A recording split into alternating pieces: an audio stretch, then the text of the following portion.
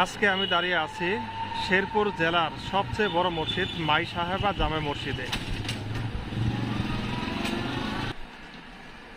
আনুমানিক ২৫০ বছর আগে এই মসজিদটি নির্মিত হয়েছিল। এই মসজিদটা নির্মাণ হওয়ার একটা ইন্টারেস্টিং কাহিনী আছে। আমরা জানতে পারলাম সেই সময় ৩ আনি জমিদার যে ছিলেন, জমিদারদের খাজনার যেই স্থান ছিল, যেখান থেকে খাজনা নেওয়া হতো, তার পাশেই একটা পরিত্যক্ত জায়গা ছিল এই মসজিদের জায়গাটি।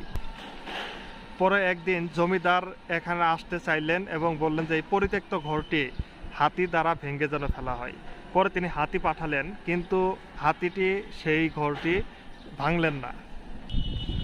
আর এই খবরটা যখন জমিদারের কাছে গেল, তখন জমিদার অবাক হয়ে গেলেন এবং এই জায়গাটি আসলেন। আসার পরে দেখলেন এখানে এই পরিত্যক্ত ঘরে একজন ইবাদতরত এক মহিলা বসে